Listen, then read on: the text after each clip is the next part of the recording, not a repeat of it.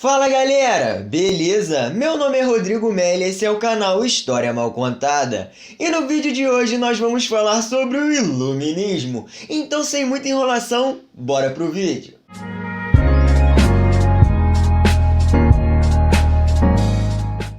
O Iluminismo foi uma corrente de pensamento dominante na Europa do século XVIII e defendeu o predomínio da razão sobre a fé, expondo assim uma visão de mundo da burguesia. Seus pensadores negavam as doutrinas absolutistas e mercantilistas e apoiavam valores liberais, tanto na política quanto na economia.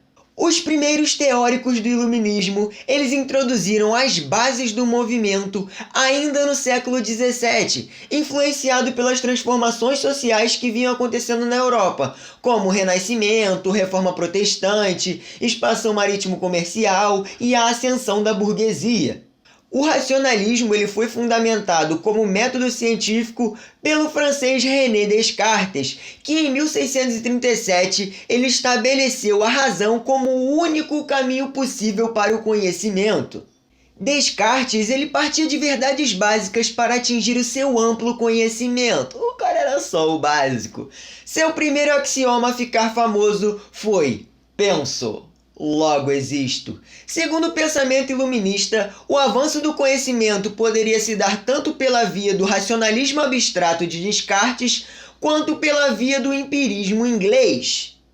Nas ciências exatas, o físico inglês Isaac Newton também revolucionou o pensamento da época.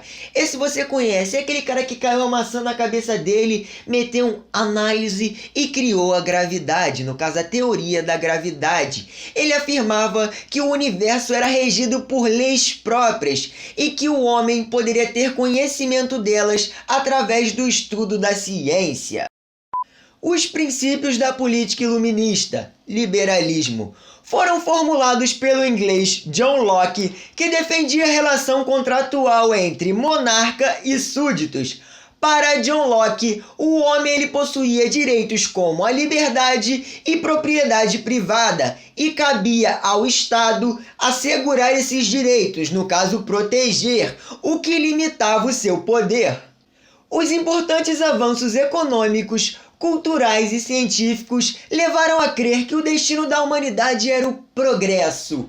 O auge da sua efervescência se deu lá no século XVIII, o chamado Século das Luzes. Além do racionalismo e do liberalismo, outro princípio do iluminismo era o anticlericismo, que no caso era uma posição política totalmente contrária à Igreja. Tendo exemplos como a Revolução Gloriosa Inglesa, na qual podemos identificar elementos do liberalismo de John Locke, pensadores franceses começaram a defender o fim do absolutismo em seu país. Os três nomes mais significativos do iluminismo francês foram Montesquieu, Voltaire e Rousseau, e vamos ouvir sobre eles agora.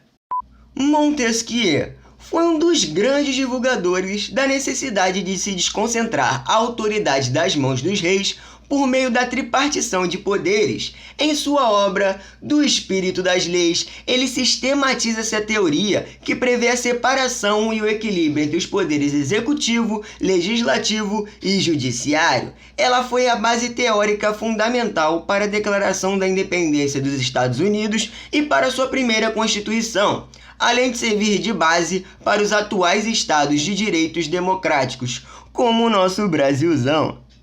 Voltaire, ligado à alta burguesia, era um crítico fervoroso do absolutismo, da nobreza e principalmente da Igreja. Na política, ele foi um dos inspiradores do despotismo esclarecido. Para Voltaire e Montesquieu, contudo, a monarquia deveria ser preservada, tendo seu poder limitado pela existência de um parlamento, seguindo o exemplo inglês.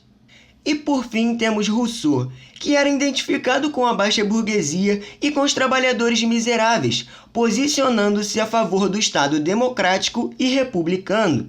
Segundo sua teoria, o governo deve ser feito pelo povo e para o povo, daí a sua defesa pela República Democrática. Para Rousseau, o chamado contrato social não deve ser um pacto de submissão a um poder soberano, mas sim um pacto de associação entre os indivíduos, que levaria primeiro à formação de uma sociedade para depois ser criado o Estado, que deveria representar a vontade da maioria. O contrato social seria um acordo pelo qual os homens abdicam de todos os seus direitos naturais em favor da comunidade, recebendo em troca a garantia de suas liberdades no limite estabelecido pela lei. Rousseau foi um dos maiores ideólogos da Revolução Francesa. A fim de divulgar todo esse vasto conhecimento, os iluministas então criaram a famosa enciclopédia, obra com 35 volumes que aborda todo o conhecimento existente até então. A enciclopédia foi editada por Denis Diderot e d'Alembert e contou com a contribuição fundamental de grandes filósofos como Rousseau, Voltaire, Montesquieu e além de muitos outros filósofos e cientistas. Eu diria que era um projeto muito ambicioso. Com muita ironia, os artigos criticavam a Igreja e o Estado, tendo sido toda a sua obra incluída no Index Librorum Prohibitorium do catolicismo lá em 1759. Basicamente, esse livro era uma lista negra da Igreja Católica, onde ela censurava, no caso, ela proibia a circulação desses livros, que no caso não eram do interesse deles. Mas graças aos esforços dos organizadores, esses livros continuaram circulando por aí. E podemos ter acesso a eles até hoje, porque essa enciclopédia é mundial. Os iluministas também criticavam o sistema econômico do antigo regime, o mercantilismo. Os primeiros contestadores foram os fisiocratas franceses Jacques Turgot e François Quenet. É muito estranho falar esse nome, né? Eles consideravam a terra a única fonte de riqueza de uma nação, em oposição ao comércio, em que não há produção, apenas troca. O também francês Vicente de Gournay, discípulo de Quesnay, cunhou a expressão que depois se tornaria o símbolo do liberalismo econômico, que era: deixe fazer, deixe passar, o mundo vai por si mesmo, que no francês deve ser... vou botar aí: laissez-passer, le monde va de lui-même. Em sua obra A Riqueza das Nações, o pensador escocês Adam Smith aprofundou essas ideias ao afirmar que a economia funcionava por si mesma, como se uma mão invisível a dirigisse. Ele condenava o mercantilismo, via o trabalho como única fonte de riqueza e pregava a livre concorrência e a não intervenção do Estado na economia, fundamentando assim o liberalismo econômico. Alguns soberanos perceberam que para se manter fortão no poder, eles tinham que adotar algumas reformas de cunho iluminista. Essa tentativa de modernização ficou conhecida como despotismo esclarecido. Seu objetivo era preservar as monarquias absolutistas europeias por meio de reformas que beneficiassem os burgueses. Algumas das medidas adotadas por esses governantes foi a limitação do poder da igreja e a redução do privilégio da aristocracia e do clero. Mas a realidade é que os reis eles tinham medo de revoltas, então eles começaram a dar uma pequena liberdade econômica para o pessoal, entendeu? No caso, para os burgueses.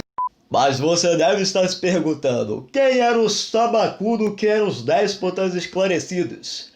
Os principais déspotas esclarecidos eram Frederico II da Prússia, Marquês de Pombal de Portugal, Catarina II da Rússia e, por fim, José II da Áustria.